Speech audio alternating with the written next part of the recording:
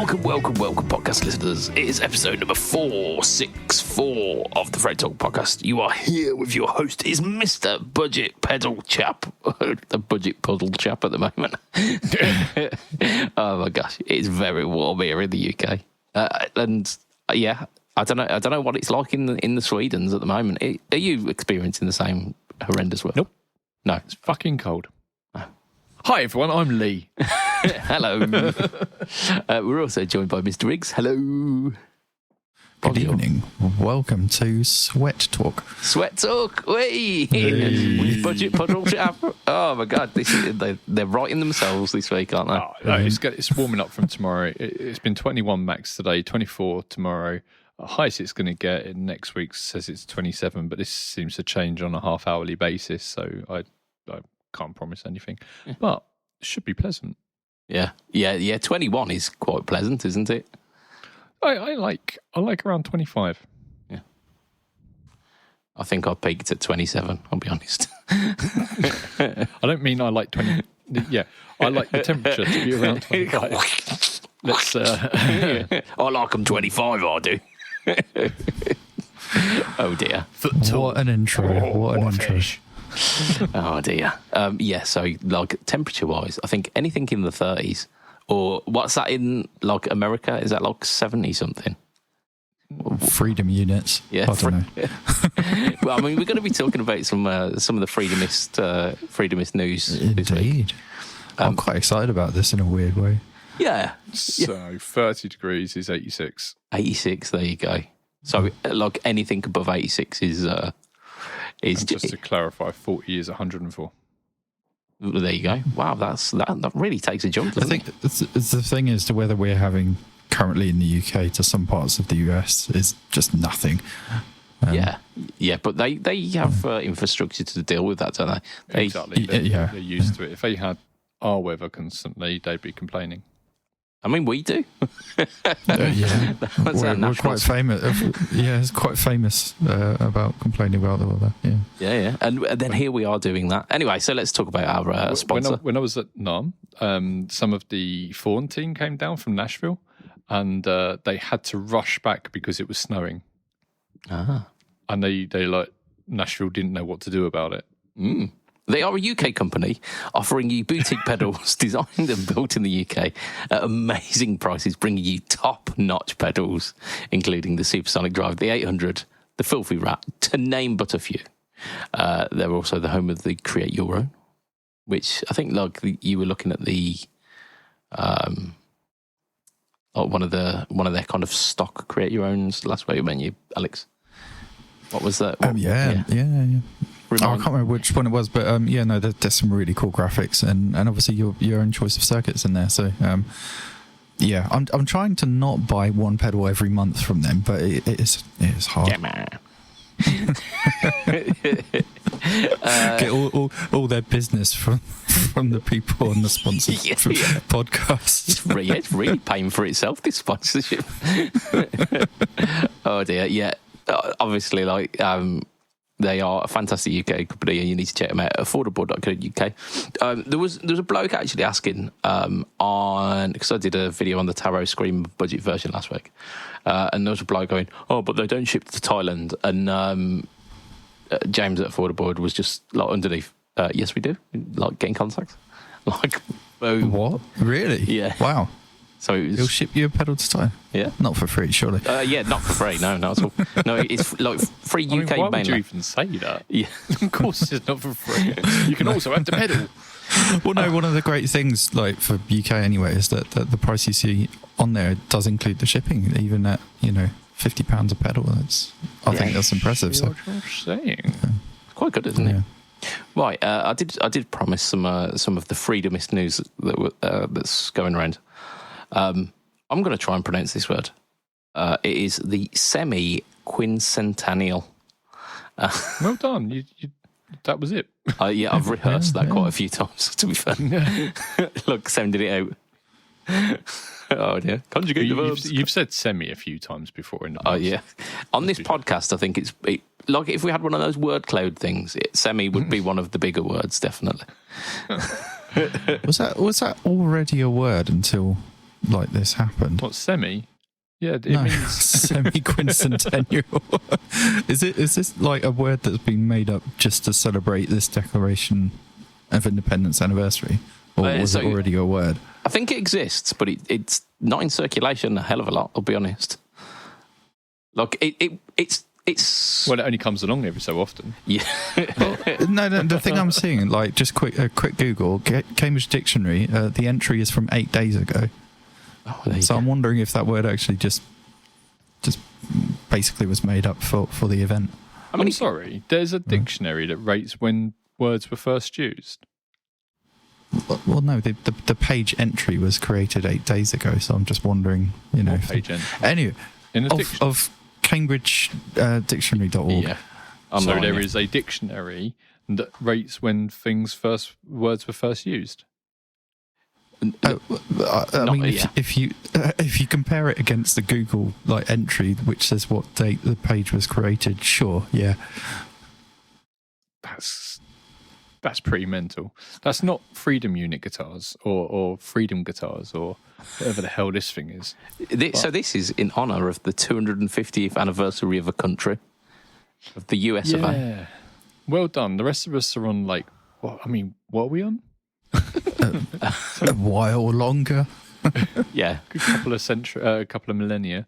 I don't know. England, no, not a couple of millennia. I don't know. When was England founded? Do we even care? I think so long has passed that we stopped celebrating. So long ago that people in America were part of it. Yeah. I mean, we and were, Australia. Yeah. We had. There wasn't exactly a set line in the sand, quite the same as there was for America. Yeah, it's quite definitive, isn't it? Yeah. Yeah. The ungrateful bastards. And it's nice of them to have. It's nice for them to have something to celebrate as well. It just doesn't seem all that. 250 years isn't that long. 250 years ago, we know what we were doing. I mean, I weren't around, I'll be honest, but no, I wasn't. Shit, I'm giving up my Highlander heritage. But yeah, so Martin guitars are the ones who are celebrating this week, and it's shit news because it's so gaudy. It makes sense. The price it's quite big, but it makes sense because it's like a limited edition. But yeah, it's a fair price, I'd say. I mean, compared to other Martin stuff, it's not nearly as bad as it could be. Yeah, I think Martin guitar, but I wouldn't take this if they gave it to me. I mean, it's only a bit more than that new Gibson Les Paul Custom Fender. Yeah, yeah, so. Fender Paul. Yeah. So this one, it's got the. Go on, describe it. So it's got the Union. It's got the EU flag on it. Apparently. No, that's the original kind of. Yeah, I know. The original American flag, isn't it? The stars and stripes, but the stars are in a circle. It's got what looks like. Is that the Capitol building? It's something. Yeah, some kind of building that is not so expertly merged into the flag, and then there's an eagle. Of course there's a fucking eagle. Because America. Looks like someone's cut a square out of the flag, doesn't it? Yeah. It was the eagle, that's why it's flying off like that. So, just off on a little tangent. I know we don't do them too often, but a slight tangent. Have you ever heard the cry of a bald eagle? Yes. So, do an impression of it for me, if you will. No. But what does it sound like? A bald eagle. It sounds like the start of Holy Diver by Killswitch Engage. What we've heard has been fabricated, a bit like the gears in Fast and the Furious. When there was 4 million gears. Yeah, changing through about 40 gears. Right, so only 10. So, the weird, almost like missile sounding Whee! That is not a bald eagle. It's some kind of small hawk, not an eagle.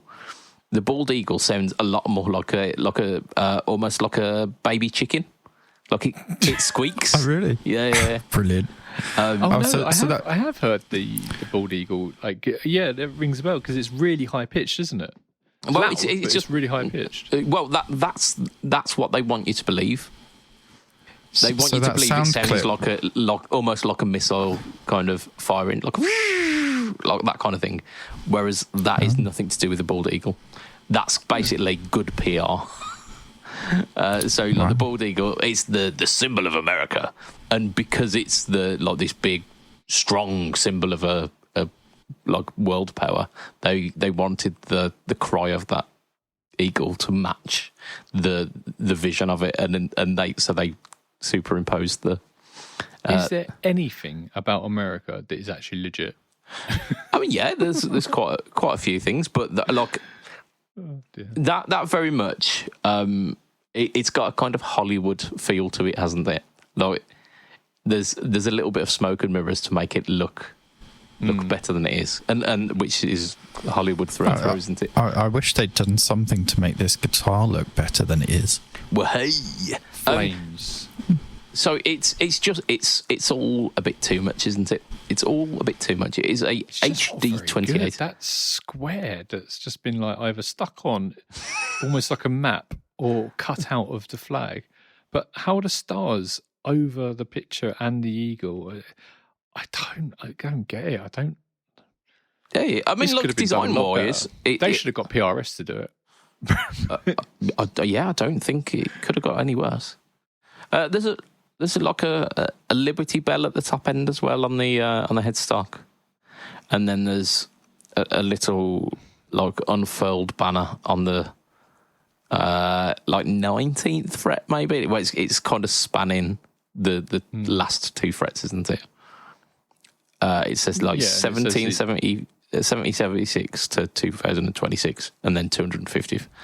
The inlays are all little stars as well because on brand.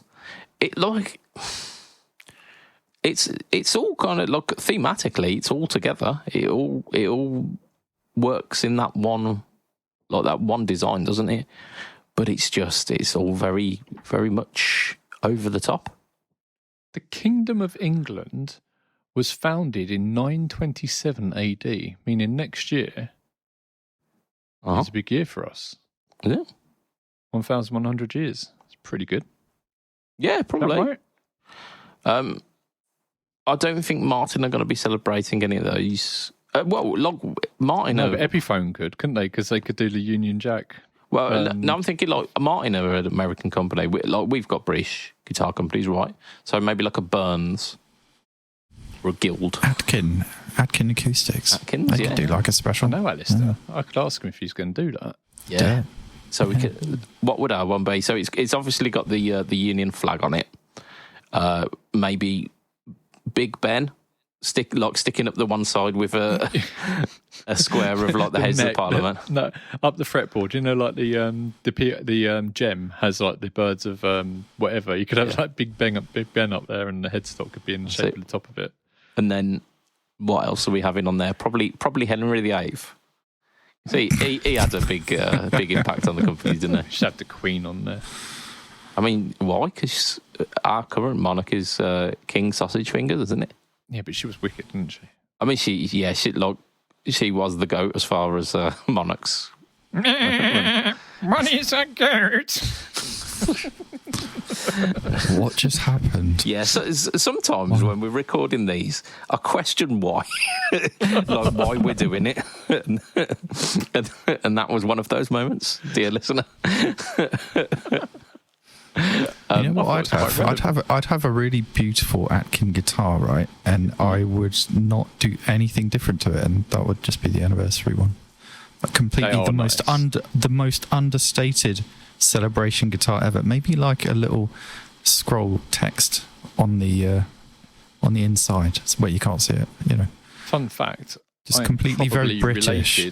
I am probably related in the back in the day to Alistair, because both our surnames are Atkin, and it's normally you might be. Most people have Atkins as their name, so it's quite rare to have Atkin as your surname. I mean, if you go far back enough, we're all related, I'm assuming. Yeah, I know, but I mean, probably closer than that. And he used to live around the corner from me. I used to visit his factory in Everton, his warehouse or whatever you want to call it. It's not far, is it? Workshop. No, it's in Canterbury. It's a little bit further now, though, isn't it? A little bit, yeah. No, he did. He stayed the same. I'll go down. I'm the closest. I'll go. It's fine. Yeah. So anyway, I think this guitar looks awful. Yeah. Sorry, had we not? Yeah, okay, we've covered that. Okay, I just like to put it really obvious. It looks terrible. Yeah, and I don't get it. How would you have done it? What to make it look good? Like and like sticking with like the US 250 theme. I mean, they've got to celebrate it. How would you have done it? Not like this. I mean, like I said, I would have made a really, really exquisitely classy looking, traditional looking guitar. Maybe like had a little bit of, maybe a little scroll like they've done, but less. Like I like the little scroll thing, but it's not on the 12th fret, so it looks weird. I think just keep the neck. Yeah. Just keep the neck. Yeah, the neck. Sorry, keep the entire neck. Have the bell at the bell end, and have the scroll on it. But then the rest is just a normal Martin. Yeah, that would have been nice. Like, honestly, I would have just kept the scroll. Just made a really, really nice, classy. Find the best woods there are. All love good wood. Make sure they're American woods, like American alder and and stuff like that. So it's like, we're using the resources of our land to make this. We're proud of what we produce, kind of thing. You know what? At least they didn't cut down any of those amazing old like red trees, like that are like silly old, and kind of make a guitar out of that, celebrating how old the country is, which would have been kind of ironic. 250-year-old woods.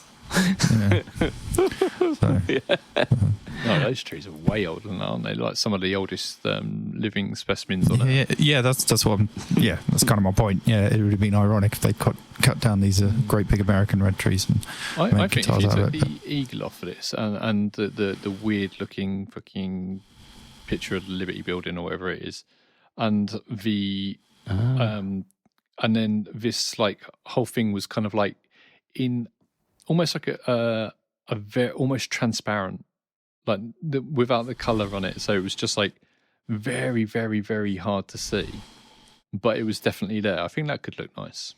So or do an Epiphone and put the graphic on the back, like they did with all those limited edition Epiphone Les Pauls. All the tool people are buying this to hang it on a wall, aren't they? And we could hang it on the wall backwards. I've had a look at this article and actually read the fucking thing. Martin sourced the wood from the Baskin Ridge white oak, which was known as the Holy Oak. It stood in Baskin Ridge, New Jersey for around 600 years before being taken down in 2017. So this is actually made of like legitimate old American tree. Look, tree older than the country.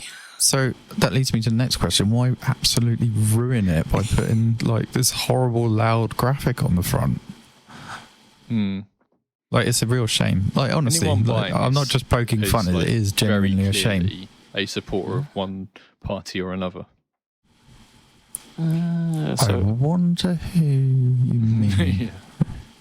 Apparently, George Washington's troops drilled within sight of the tree, and they picnicked beneath it with the Marquis de Lafayette. And drilled absolutely is an innuendo. Like, wicked homo. I'm going to look up who Marquis de Lafayette is, because that sounds awfully French. Yeah, well, I mean, if you've watched Hamilton, you'll know who Lafayette is. Oh, okay. Well, I know about the galleries in Paris. Yeah. Gallery Lafayette was a character in a vampire thing we used to watch. True Blood? I mean, it doesn't say what happened to him here, so it could be the same chap. Right. He wasn't a vampire. Gentlemen, let's move on. Let's move on. Do we want to talk about what we've been up to this week? Have anyone? Go on, then. You go first, mate. Me? I don't think you got to do it last week. Did I not? I can't remember.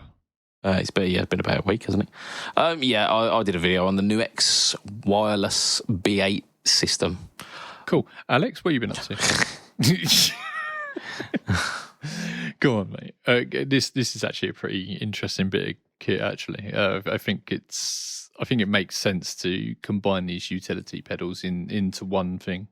Yeah, and that locks generally was the point of the video, is that like tuners aren't sexy, buffers aren't sexy, boost pedals aren't sexy, but if you combine them all, like rather than taking individual spaces on your board for each of these different things, if you combine it all into one unit and then make it a wireless as well, and include on that like a DI out with like a balanced DI out XLR, you're like, okay, that now becomes the hub of your pedal board.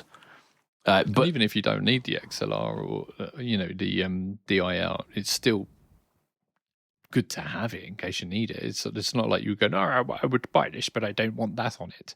Yeah, I mean, yeah. You don't have to use it. Any of those features you could sub off. Like I've got a really nice tuner that I prefer. I'll put that on. But then you've still got a boost. You've still got a DI. You've still got a wireless. So look, you don't necessarily have to need all of those things, but it's nice to have them. Now, my question about the boost is, can it be placed anywhere in the chain, or does it have to be at the beginning? It has to be where the unit is, like where the wireless unit is. So it's not a loop. It's not like it's not got an extra in and out for the boost, so you can run in and out of that. No. Okay. The pedal itself does have a loop, so you can run your entire effects chain through the loop of that, which then allows you to kind of DI out of that to to desk or whatever. So that then kind of gives it a use with like modern modelling units. So you could run like an entirely silent board that you would then run to desk, and then run from the wireless unit to like a DI out to desk, without having to take an additional DI box. Okay. Well, I mean, the boost then kind of acts a bit like a line driver, doesn't it? I mean, yeah. That's cool. I imagine, that then kind of boosts everything. The boost, Ba-da-boom. the boost is a clean boost. It's up to 12 decibels, and it is really good. I found myself wanting to have the boost on more than I had it taken off. Do you know what type of boost it is? JFET or something? Yeah, it's something along that. Just like really kind of pristine and clean boost. Another really cool feature of it was the cable tone, which sounds very pretentious, but almost always sounds better on. It's like emulates the sound of you running through a cable rather than running through a wireless. Because wireless is what colour cable though? Yeah, well, white coily cable. Okay. A la Gear Man Dude. Oh, like the ones that like used to be white but are now kind of like dirty yellow. Yeah, like a kind of off cream. Yeah. But yeah, stained cream.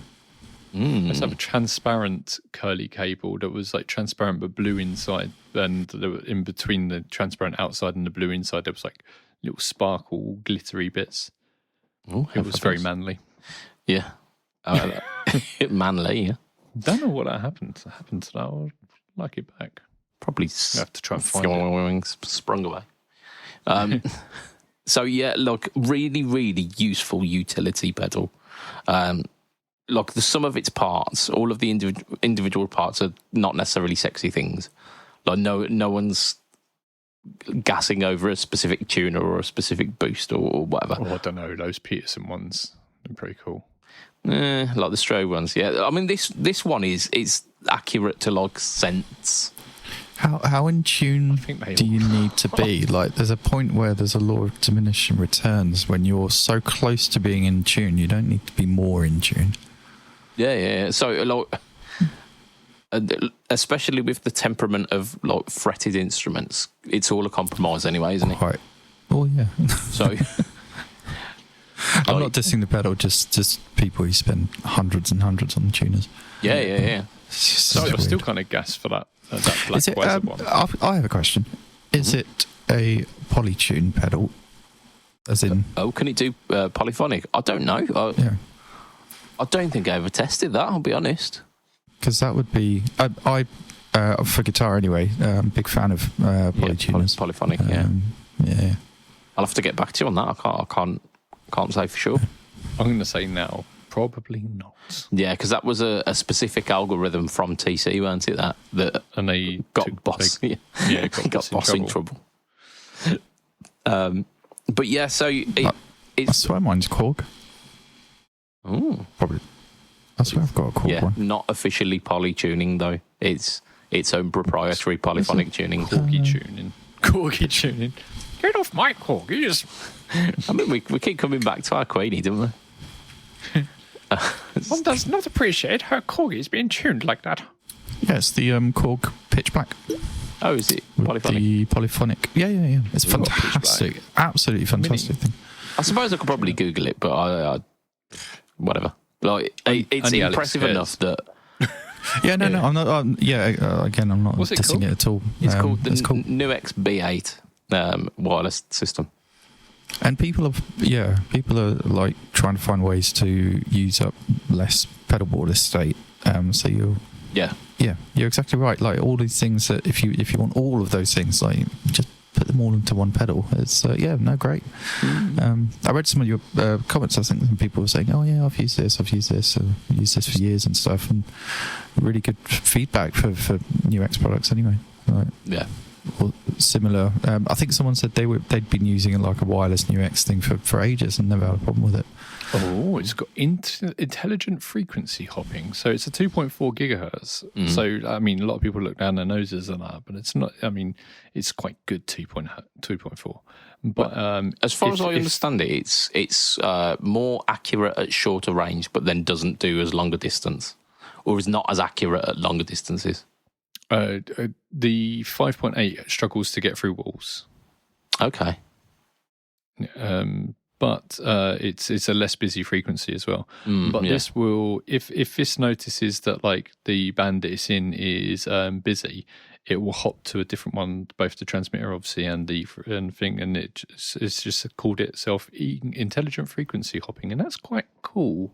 Yeah, there's a really good graphic on the on their webpage for it that shows it's kind of constantly searching for the strongest signal, so that you are getting rock solid frequency, like transfer. Yeah, I think there's a little bit of marketing there, maybe, but yeah, it's cool technology. But from what you guys are saying, I think there's a bit of marketing as well. Yeah, I mean, which is fair. They're describing what it's doing. Yeah, from my perspective, from what I've managed to test, because I've only tested it in here, but it's not like this room is full of other wireless products as well. I never had a problem with it dropping out or losing signal or any cross chatter at all. So I can only go from what I've experienced, but it's I think unless you're question about the tuner, mate. The included tuner features Nux's high sensitive tuner for accurate smooth tuning. Yeah. For tuning, 4 tuning modes are available: chromatic, guitar standard, guitar compensated, and bass. The A4 reference frequency is adjustable from 430 to 450 hertz with customable tuner animations. And there's an animation there of Stevie Ray Vaughan in the middle, so you can tune with Stevie. So there's a really good so not polyphonic then. No, I don't think so. No, it would have been mentioned in that part. Yeah. Certainly, the marketing team would have been all over that. if I can, I'm going to show you this. Let's see. You can see this, can't you? There we go. Yeah. Right. Yeah. So this is no, maybe it's not live on air because the little cable doesn't. Yeah. What I was going to say with these modern wireless units, as long as you're not that far away, transmitter receiver, they do work pretty well, because there's lots of ways of getting around busy, areas where I didn't want to use the word frequency. But there's ways. If a certain channel is busy, there are ways to get around that with modern encoding. And as long as the latency isn't bad. Right, here we go. Are you showing us that you can plug it in? Not quite. Very no cool. way. There you go. That is cool. Do you want to describe to the listeners what you saw? The boot up had the Budget Pedal Chap logo. Indeed, it did. That's So cool. you can have a custom graphic as it comes on. That's fantastic. Walrus are to blame for this because when they brought out their Canva tuner, everyone was like changing the backgrounds to their dogs and stuff. Well, this is actually older than the Canvas tuner. Is it? Yeah. So this, and not only can you have a custom graphic, you can have it so that it's animated as well. You can have animated GIFs. Oh man, that's amazing. Yeah, but no. Think about it though, because this could genuinely help your performance on stage. Okay. No, it could genuinely. When you're about to start on stage, you're a bit nervous. You could have like a little joke or something, or something little funny. Yes, as you power up your board. You got this. Yeah, like a little something like that, and it just put you, in a bit of a good mood before your set, sort of thing. So good luck, mate. Don't think about the last gig. Yeah, don't fuck it up. Fuck it up this time. Thanks, I'm Pedal. leaving you. Everyone's listening to every single mistake you've ever made. Yeah. They only hear the wrong notes. I mean, It's or alright just if it's a jazz gig. some random dick pic on it. So if anyone's like peeking at your board, it's just like there's a dick come up of them. You see a lot of those things with people with messages saying, "Oh, don't stop looking at my board." It's like, oh, why not? Why can't we geek out other people's pedal boards? Yes, but eyes are up here. just be aware that you might be flashed some random dick pic. Right, gentlemen, let's talk about some new news. Oh yeah, we got some good news. I bet you would have heard this news because it would have been out for a few days by now. Yeah, go on. In case you haven't, You're quite excited about this one, aren't you, Lee? yeah, I am a bit because I don't know if I've told you, Alex, but I've got one on the way.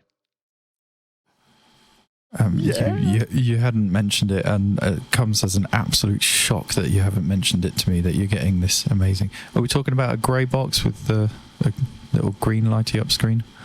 We are talking about a grey box with a little Right, light on we are screen. talking about that one. Yeah. Talking about the timeline, MX. So Indeed. a couple of years ago, I think it was a couple of years ago, must have been. Yeah, definitely. Strymon released the Big Sky MX, which was the next generation of their trifecta. You had the timeline, which is what we're talking about today. You had the Blue Sky and you had the Mobius. Mobius was the multi-modulation. Big Sky was the Big Sky or Blue Sky? Blue Sky. Big Sky. Yeah. Big Blue And that had Sky. Big Blue Sky. And that had the all the reverbs, and this one has all the delays and reverbs apparently. So it looks splendid, and I've been watching a few videos of it today. It sounds great. I was always like a fan of the DD500 because out of the box the Strymon sounded better, but the functionality you had with the DD500 from Boss was much deeper, and it looks like this is in that territory now. You can like add duck into any of the algorithms, which is cool. The most auto-corrected word, isn't it? No one wants to say the word ducking that much. Yeah. But, I mean, there's loads of things that you could only have on specific patches, or algorithms or machines, they call them, on timeline. But now they're available on all of the machines, and it looks really, really great. I'm really impressed, and it's much more powerful as well. I'll just pull up the thing. What do you think, man?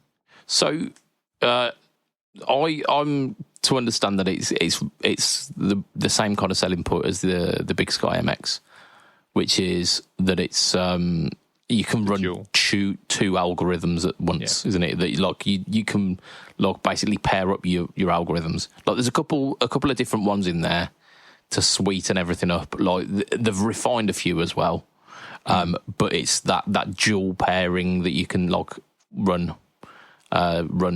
any combination of two at the same time. Yeah. Additionally, which is I think a point that a lot of people have missed, is that they've put a JFET input preamp on it as well. So it gives you just gives you that more that grittiness of without having to do it in an analog sort of way. A digital sort of way, which is really, really nice. But it still has the analog through, so you get zero latency on your dry signal, and the delay is obviously, of course, you want latency on your delay. That's what delay is. Absolutely zero latency on your delays. Yeah, I mean, it's really pretty bloody cool. Audio quality is up really, really high. The ADDA is at 24-bit, which is lower than I think the Boss one, which I think was at 32-bit. But the overall performance, it's got an 800 megahertz tri-core ARM processor. Alex, what's that mean? It is 32-bit floating point processor. So the audio digital audio conversion is 24-bit, but the actual algorithms are 32-bit, mate. Yeah, I guess so. Yeah. Okay. Yeah, so that will allow the processing side of things to how to. I can picture what it does in my head. I'm just trying to describe it without sounding like an absolute idiot. But that'd be helpful on a video. It makes the sounds do good sounds. Good. It gives you more breathing space for the processing. Let's just say that. Yeah. So you're not throttling it. So your A to D and D to Ray on either side can be 24-bit, but if your processing is got some wider, it allows you more breathing space to do stuff. Yeah. I don't want to go into programming engineering talk, so I'm just trying to use normal words. Is it kind of like having DRAM on your GPU, so you take some of the hard work off of the off of the CPU? To put it really simply, right? If you're doing a division, if you don't have enough granularity and you're not using the enough points after your decimal point, then you're going to lose obviously some of those numbers. So rounding up an equation before you get to the end of the answer. Yes. So as you're processing something after something after something, if you don't have that bit depth, you're going to lose some of that precision. Is probably the right way to describe it. Yeah. You know what? Like, that actually really helped me.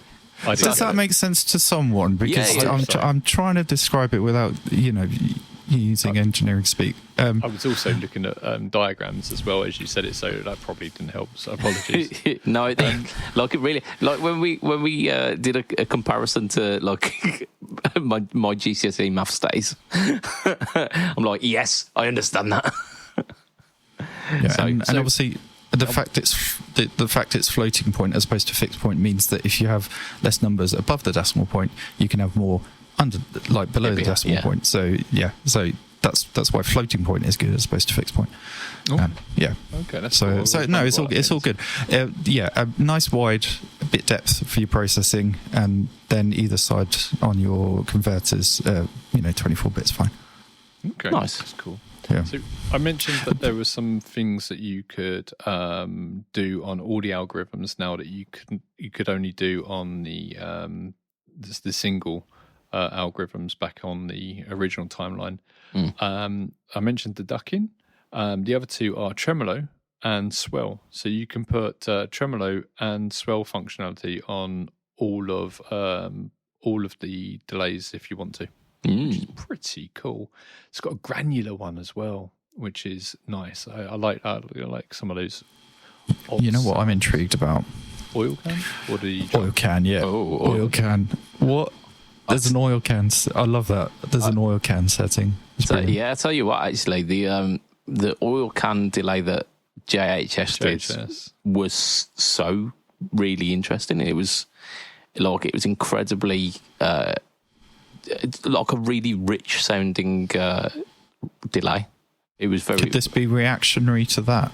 Yeah, very much they've so. kind of thought like no, it's not. Oil can delays have been in kind of like. Well, they're replicating an old analog oil can delay, I guess, that was made out of but they were literally like in vogue about, I don't know, 3-4 years ago. So they were kind of like, people were really excited about them for a while, and then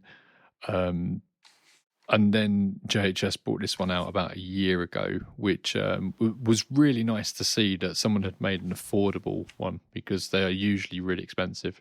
Yeah. And didn't it? Was it like a special function on it, or was it that pedal that had a special hidden function? Yeah, like if you turned it on whilst having one of the controls like at minimum, it then did like a subdivision version as well, or something like that. Right. Like I found that out after I'd recorded my blooming demo, hadn't I?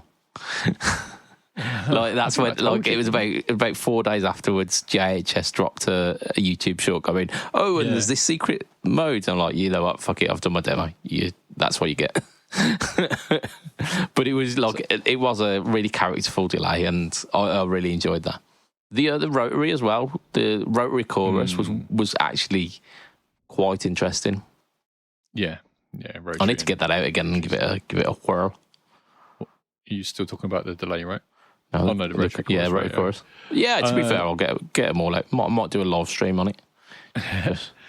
So it says dedicated reverb engine, and it says create everything from intimate rooms to impossibly long atmospheric ambiences, and that makes you wonder, like how deep that's going to go. Will it get close to like the Big Sky's possibilities? I'm interested. I mean, you'll be able to find out soon, won't you? It's got multi-tap delay as well, and I really like the Eventide multi-tap delay. That's really interesting, because that's got like a delay that can like it doesn't have to be perfectly in time. It can go like da da da da da da da da. Yeah, almost kind of sequential. Yeah, but you can make it kind of almost random, but you can also make it speed up and slow down. So you can like go da da da da da da da da da da and stuff like that, but also doing a pattern at the same time. It's really, really fucking cool, actually. Yeah, I look forward to hearing it, to hearing what you do with it. It's not cheap, much like the Blue Sky, Big Blue Sky MX. It's about 700 quid, which is a lot of money. It's a lot of money, but it's the new Strike Factor, isn't it? People are gonna lose their minds for it, I imagine. Yeah, I mean, this is going to be the next. This is kind of like the pinnacle at the moment, isn't it? Yeah, well, yeah, maybe it is. We'll find out. I think there's a lot of that is coming about because processors are pricey these days, aren't they? Due to a certain kind of intelligence. Yeah, it's memory is the main issue as opposed to processors, but it does weirdly mean that everything's just a bit more expensive. I say a bit more. That's me just trying to not get really angry about the situation. We were looking at new laptops the other day, and it's not a pretty picture. Yeah, no, everything electronic seems to be pre-allocated for this AI bubble that doesn't even exist. So just about everything is insanely expensive, and it makes no sense whatsoever. It's a load of rubbish, let's call it. You can tell I work in electronics, can't you? Yeah, it's really wound me up. Anyway, still 689 for a delay pedal just seems pretty insane regardless. Well, Since kind of summed it up the other day, like if you went and took like any of these single algorithms and put them into a pedal, you might be spending between 100 and 200 quid. I mean, how much is that oil can delay from JHS? Yeah, 100 quid, yeah. Okay, so you've got how many on this? How many algorithms you've got? 1, 2, sorry, yes, one counts on the thing. 1, 2, 3, 4, 5, 6, 7, 8, 9, 10, 11, 12, 13, 14. 14 different algorithms on here, and they can all be like put into different things. Plus, you got looper. I mean, and tremolo and ducking and all of that on top of each of these ones. It's about 50 quid per effect. Yes, however, with a pedal like this, the cost you're buying. Like, yes, it's got a beefy processor. Yes, it will be expensive. The memory will be awfully expensive and everything. But for each algorithm is just a different bit of code at this point. Mm. So justifying it against the different algorithms doesn't translate really. If they want to justify this sort of price, they have to say it's because we have this processor, which they did. You mentioned it earlier. I guess what you're saying is right. Once you start with the pedal and that sort of thing, but if you literally took a different pedal to get all of the effects onto your board, no, you'd be spending twice as much easy plus a loop. I guess I'm just trying to hint at another way of thinking about it. If you think about it, if you're buying a processor, a very good processor that can do lots of things, but each algorithm that you then place is literally code. So justifying it that way is a bit weird in my mind. But that's me. Yeah. Like, think about it in terms of like plugins then for your DAW. You could easily drop 50 quid on an individual like delay plugin. Not saying it's wrong at all. I'm just trying to. I guess I'm just trying to explain how my brain works sometimes, which is a weird thing in itself. Kind of like, because I'm with you. I don't think any pedal should be 700 quid. But I tell you what, if they charged 1,200 quid for this, it would still sell out. You reckon? I mean, that's a bold claim, but I don't not believe that. Yeah. I mean, all the churches buy them. It's true. It's true. They used to for sure. That it was like the Strifecta weren't just Strymon Trifecta, was it? It was because it had such a backing in the praise and worship. On a scene imagine, as well. You know what? How weird that is, because imagine playing in the perfect auditorium designed for its acoustics and reverberation.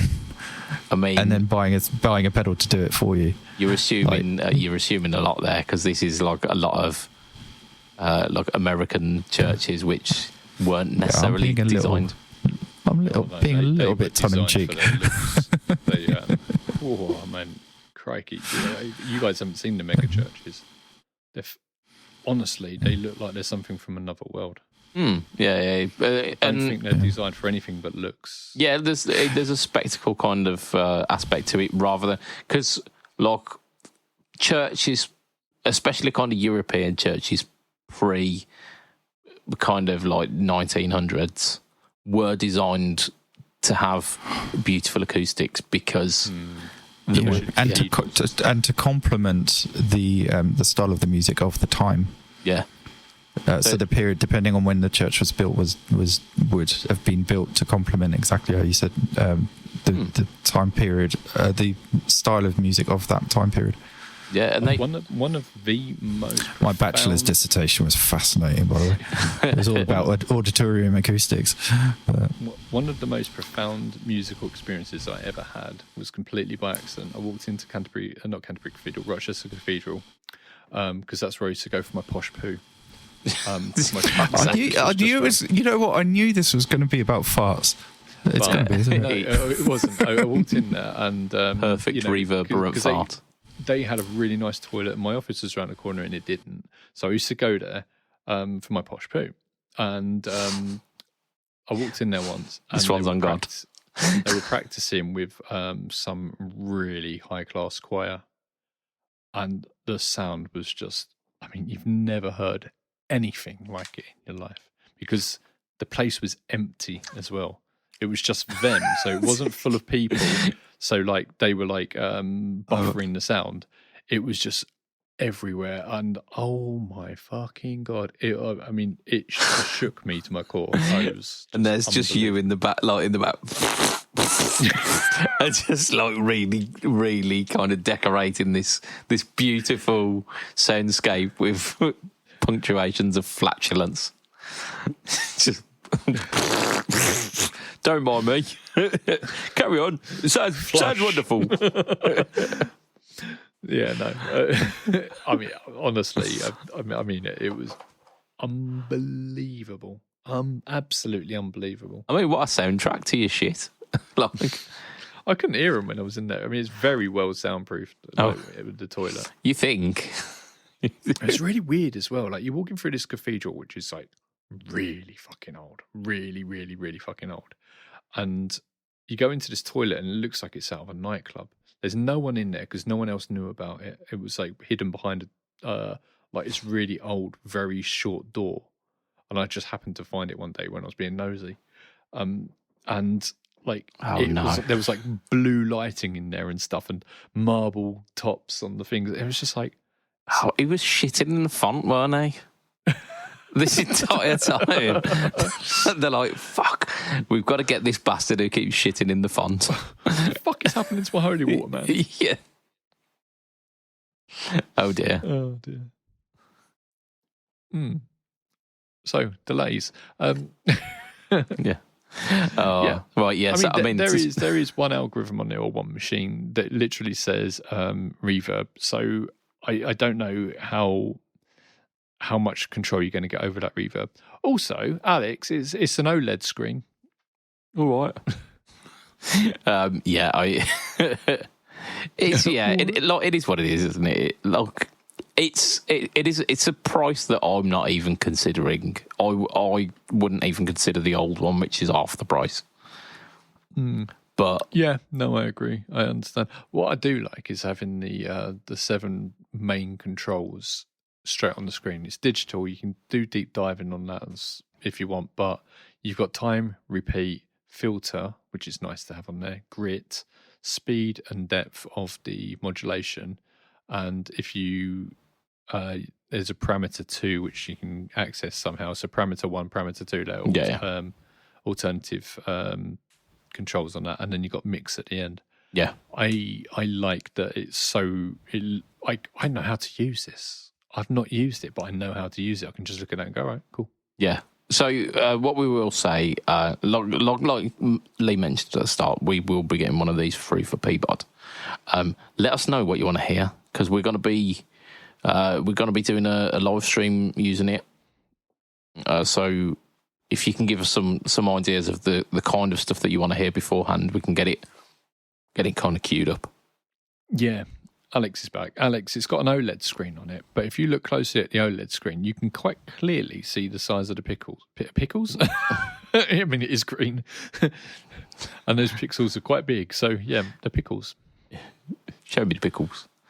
I mean, OLED's just a technology. It doesn't describe how many pixels are the size of them. So, sure, why it looks nice. It does. I mean, to be honest, I did like the old school Strymon timeline, as in the OG. It looked like old school, like an 80s display or something. I mean, it sure as shit best look good for like almost 700 quid. You'd hope so. Yeah. In fact, if you can't have a custom GIF on the front, I'd be disappointed. Yeah, a custom GIF or GTFO. I tell you what I thought was interesting. You've got USB DIN, so MIDI in, MIDI out, but you've also got USB. You got MIDI DIN in and out, right? You got USB, which you can do MIDI over USB, and the expression output can also be used for MIDI as well. So you've got TRS MIDI on there as well. 3 different types of MIDI, and you can make them all compete with each other. Like a fully mixed delay. I am wet for this. Oh, jeez. I don't think we needed that. Right. Do we want to talk about? In fact, actually, like we've got probably enough time for one more.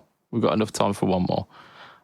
Do we want to talk about? I'll tell you what. I'm going to talk about the EQD bellows because it's quite a short one, and I am all for this. So the bellows fuzz driver. It's not the first time that the bellows has been out, is it? I think this is just like a limited run of it. It is. Yeah, it's a limited run. I did the news story on this. Yeah. It's cool. It's nice. I played one of their small fuzzes back at the Guitar Summit last year, and that was really good. Do you remember when Electro Harmonics released basically the same pedal, and it was rubbish? Oh yeah, the speaker cranker. Yeah. Like it was the Speaker Cranker Deluxe or something, wasn't it? That EQD did. And Wasn't it? Wasn't it a Bender. Tone Master? Yeah, Fuzz Bender, wasn't it? I want to say Tone Master, but it may be Tone Master, Fuzz. Tone Bender. Sorry. Yeah, so a Bender. Yeah. Sorry, I'm reading and talking at the same time. This isn't not very good. Yeah, I figured. The bellows is it's a two knob thing. It's got level and drive essentially. The reason why I was really all about it is because it's emulating the sound of a Tweed amp essentially. So you'll go from kind of like crunchy overdrive to like distorted like amp at the edge of its usefulness, and then like everything all maxed out and the amp really struggling to cope. So you're getting kind of classic Tweed tones all the way up to like Neil Young's tone, essentially. The amp that is on the edge of blowing up. And he was notorious for having like a bunch of replacement amps at backstage because he would just he'd run them so hot that they would just absolutely pack in, and then they'd be like, okay, send the next one out. Single-handedly increase the price of used twins. Yeah. So it's that kind of tone, isn't it? It's just like amp with its head being kicked in. Am I missing a like why it's called bellows? Am I missing a trick there? Like EQD, they just do. I think like it doesn't always. It blows. I don't know. I mean, you'd have to ask Jamie about it. Opens it up. I can ask my mate Jamie. From what you described, though, it sounds like a cool sound. Did you guys see the picture at the top? Is it what? Sorry. Did you see the picture at the top? It's got rock boards, patch cables. Yeah, we do a lot of work with them, and we make boards for them and stuff like that. I help design boards for them. It's really cool. Yeah, I really like Earthquaker as well. Oh, they're sending us some stuff we're going to cover soon as well. Are they? We're getting the Half-Life pedal. Oh yes, we are, aren't we? Aren't we? Yeah, I need to get some stuff over. I am getting some stuff over to you guys. Yeah. Look, you're gonna be busy with this MX right. and the EQD as well. But yeah, we have got some stuff coming out, which we will be talking about pretty soon. I think this is a pretty banging pedal. It's a limited edition. It's like a 2-knob, small version of the Barrows, is it? Yeah. And yeah, for 130 quid for an Earthquaker, you're like, probably all right, that. Well, no, the Barrows was the one from last year. This is a smaller version of the Bellows, which is a previous pedal, but it's like the Barrows in terms of setup, and it's going to sound good. It's apparently got a precise mix of silicon and JFET transistor clipping. Sure. I just had a cheeky listen. It sounds pretty cool. Yeah. JFETs always sound great, but I like silicon for the raw edge. I know a lot of people get on their high horse about germanium, but germanium's unreliable and it sounds too soft for me. So this idea of JFET and silicon together, he likes it hard, not soft. Yeah, there's part of me that agrees with that. Like, you have to really push a germanium transistor to get it, and germanium diodes as well. You have to really push them, and they have got like a kind of softer edge to them. Yeah, and then you have a hot day or a cold day, and they sound different. And it pisses me off. That's why. Who was it who did the one that came with a phrygistor in it? Was that not Zvex? No, phrygistor. Yeah, it's like a transistor that gets cold when you run it. Was that the guys who did the barber shop? I want to say it was Milkman, but I don't think it was. No. It'll come to me. Anyway. I didn't learn about those at Electronics 101. Let me see if I can find... Because I remember my friend who was an electronic engineer telling me about them. Yes. I've heard of a thermistor, but not a fridge. Phrygistor, whatever you called it. I mean, that's. It's the it's the leaps and bounds in technology advancements since. Since you've been to university. I thought I was working, right on the edge of technology, but apparently not. No, I mean, you're not even using Phrygistor. It's coming up. No, I know. I'll go to my. I put it in. It thinks I'm speaking Swedish. I mean, you kind of are, aren't you? I'm going to go into my schematic review meeting tomorrow and be like, guys, we haven't got any Phrygistors. Yeah. And they'll be like, is he speaking Swedish? We forgot about the fandangos as well. Do you have any Phrygistors? Right, gentlemen. I think that's probably where we can end the podcast for this week. So I'm gonna extend a thank you to our listeners. You lovely people. You have made it this far. If you are on YouTube, of course, go over to at Fret Talk Podcast, and that's where the podcast is hosted these days. Feel free to subscribe to it, like the videos as well, and share them if you so desire, because it will help really spread the love for the YouTube channel. And if that grows, then that's another way of kind of helping support the channel.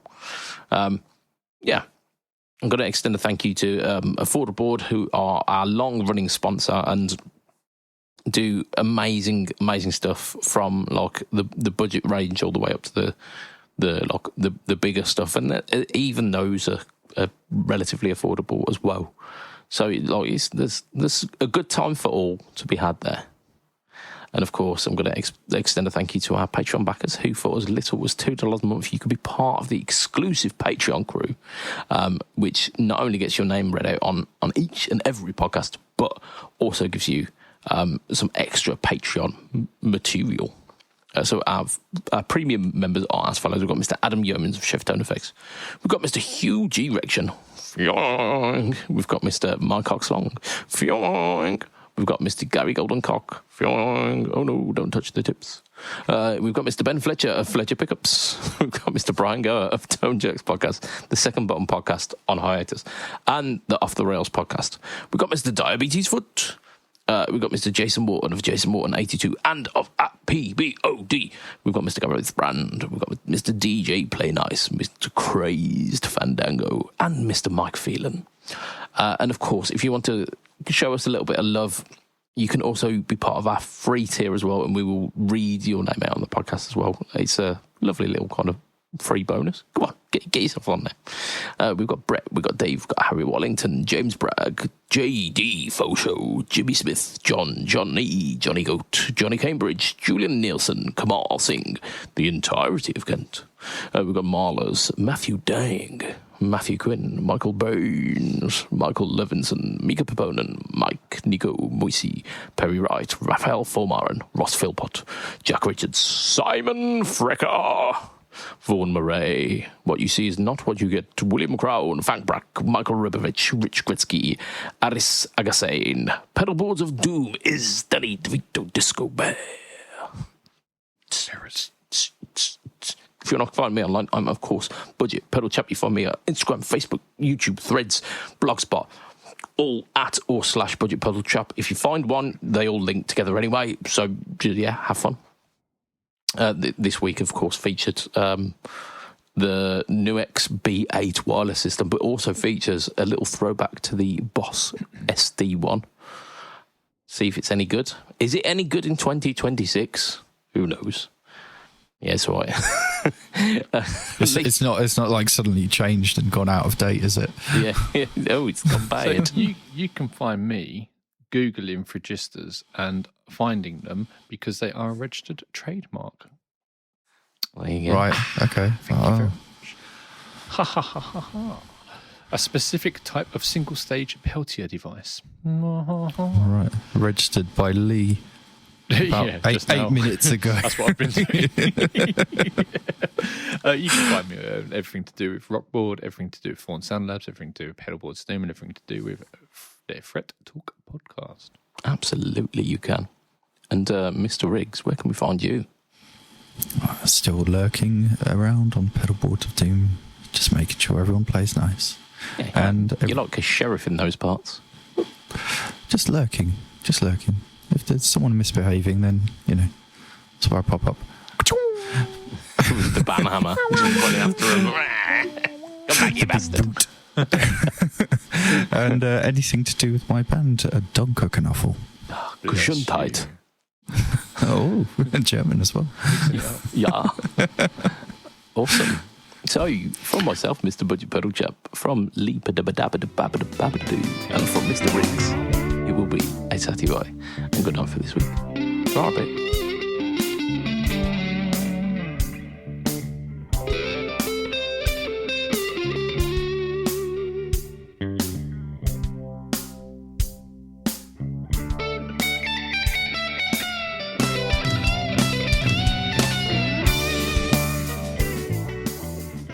What, mayhaps, is a kidnapper's favourite type of shoe? What is a kidnapper's favourite type of shoe? White Vans.